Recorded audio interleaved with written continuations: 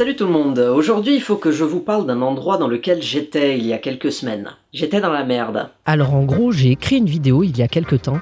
Le problème c'est que j'avais besoin de lieux de tournage, j'ai demandé et les gens ont refusé.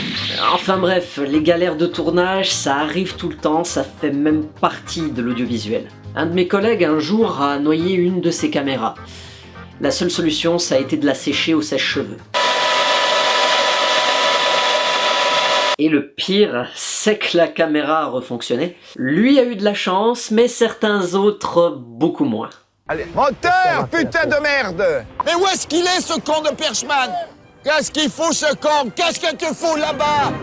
Moteur! À la différence de Jean-Pierre Mocky, qui est une galère de tournage à lui tout seul, certains de nos réalisateurs préférés ont connu des merdes tellement pas croyables qu'on se demande des fois si Dieu plaçait des pièges sur cette énorme map qu'est le monde. C'est pourquoi, afin de rendre hommage aux merveilleuses aventures que moi et mes collègues vidéastes avons vécues, j'ai décidé de vous préparer un petit best-of complètement subjectif des pires merdes arrivées aux réalisateurs. Le premier film est un de mes préférés et pour le coup porte vachement bien son nom.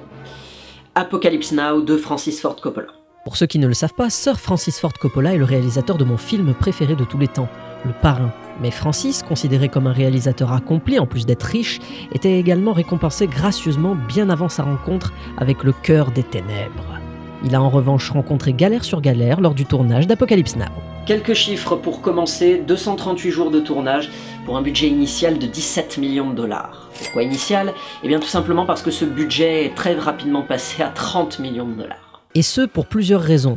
Tout d'abord, il faut savoir que le film sur la guerre du Vietnam a été tourné aux Philippines, ce qui a imposé à l'équipe de réalisation de réaliser des repérages rigoureux et de tourner avec des risques de pluie constants. Dans des conditions de tournage difficiles, l'équipe a dû trouver les moyens de se détendre. Un port de vin, de verre en cristal, de la bouffe de traiteurs étrangère, de l'équipement stéréo, des chaussures italiennes, on en est facilement arrivé à ce que les repas avoisinent les milliers de dollars. Sans compter un Marlon Brando extrêmement difficile et un scénario écrit et réécrit.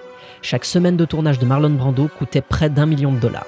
Francis Ford Coppola, vivant la pluie, les déboires de ses acteurs en tournage et les conditions techniques foireuses, s'est notamment réfugié dans les bras de Linda Carpenter, une playmate. Situation extrêmement mal vécue par sa femme, Eleanor Coppola. Durant le tournage du film, Dennis Hopper avait pour principal carburant de la cocaïne et du LSD.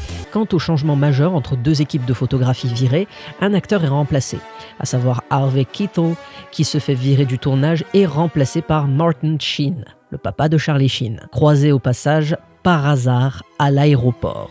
C'est un peu comme si tu partais avec le sourire pour un tournage et que tu revenais avec la moitié de l'équipe de tournage décimée et pas les mêmes acteurs qu'à la base. Oui, parce que l'équipe technique tombe rapidement malade ou meurt dans les tempêtes durant le tournage. Voilà. Meanwhile, George Lucas se consacre à Star Wars, lol. Enfin, pour en terminer avec ce film, petite anecdote, puisque Francis Ford Coppola, pendant le tournage de ce film, a fumé son premier joint. Respect à toi, grand homme du cinéma. Je vous recommande fortement le livre d'Eleanor Coppola, Apocalypse Now Journal, qui vous illustrera une vision cinématographique du jugement dernier. D'ailleurs, si on prend une page au hasard, nous avons parlé un long moment et il se faisait tard, donc je me suis habillé. On a bu un café et on a rejoint le plateau. Il était 8h30 et Marlon était censé être là depuis une demi-heure. L'assistant réalisateur a demandé « Qu'est-ce qu'on fait? On n'a jamais travaillé avec Brando avant, est-ce qu'on envoie une autre voiture pour le chercher? Comment on fait ?» Francis a répondu que Marlon allait sans doute être en retard les premiers jours. Sinon, vous savez ce qu'il y a de pire? L'enfer. L'Enfer est un film de Henri-Georges Clouzot sorti en 1964. Le film est notamment connu pour avoir été inachevé à cause des problèmes de santé du réalisateur, mais également de Serge Reggiani, l'acteur principal. Alors je vous préviens, il n'y a rien de drôle dans cette histoire.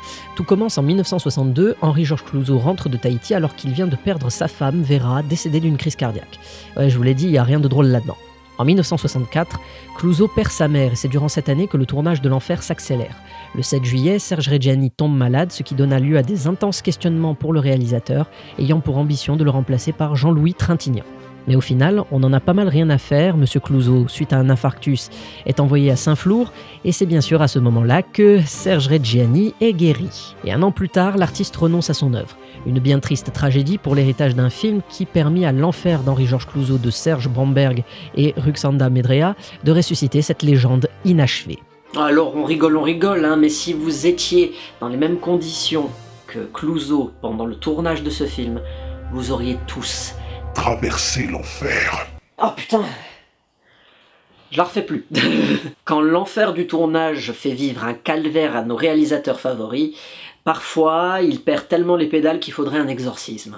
Et L'Exorciste, lui, c'est un bon film, mais un film considéré comme maudit. En revanche, le réalisateur, lui, avait vraiment besoin d'un exorcisme, car William Friedkin n'hésitait pas à tirer des coups de feu à balles réelles pour que les acteurs soient réellement terrifiés. Non, le film n'a pas été tourné en Corse, non. Parce qu'on dénombre 9 morts durant ce tournage. Alors écartons avant tout l'essentiel de la psychose liée à la malédiction Poltergeist. Pour ceux qui ne le savent pas, la malédiction Poltergeist est une référence à la série de morts d'acteurs-interprètes des différents films Poltergeist ayant eu lieu durant l'intégralité des entre-deux films de cette saga. Plusieurs découvertes ont également eu lieu durant le tournage de Poltergeist 2, notamment la découverte du fait que les cadavres vus dans la scène de la caverne sont en fait bien réels. Et bon appétit, bien sûr. Quel rapport avec l'exorciste? Aucun. Les malédictions n'existent pas. Oui, je sais, c'est décevant. Juste pour votre information, parmi ces 9 morts, on trouve essentiellement des membres de l'équipe de tournage, à croire que c'est un putain de métier à risque, mais également l'acteur Jack McGovern, vous savez le gars qui jouait le professeur Abronsius dans Le Bal des vampires de Roman Polanski, mais également Vasiliki Maliaros, c'est des noms ultra durs à prononcer, et le fils de l'interprète du père Karras, Jason Miller. Et la raison pour laquelle je parle de L'Exorciste, c'est tout simplement parce que c'est un film qui a pris énormément de retard. Je veux juste clôturer cette vidéo par un avis personnel. Durant mes recherches au sujet de ces films, on a entendu beaucoup parler de films maudits. Or, il n'en est rien. Réaliser un film est une opération qui demande énormément de patience et de travail sur soi, comme pour tout savoir-faire ou passion qui se respecte. Et quiconque possède la patience pour réaliser son rêve, son œuvre ou matérialiser sa passion mérite tout le respect du monde. Alors que ce soit dans le cinéma, dans l'art ou même sur YouTube, efforçons-nous de respecter les personnes qui travaillent dur ou prennent des risques pour nous fournir un divertissement ou une information de qualité. C'est tout pour moi, merci à tous d'avoir regardé cette vidéo, vous m'avez énormément manqué. N'hésitez pas à vous abonner à la chaîne si ce n'est pas déjà fait, et à me suivre sur les réseaux sociaux pour plus d'infos sur les vidéos à venir. Merci à tous, et à bientôt. Salut, la Lisette.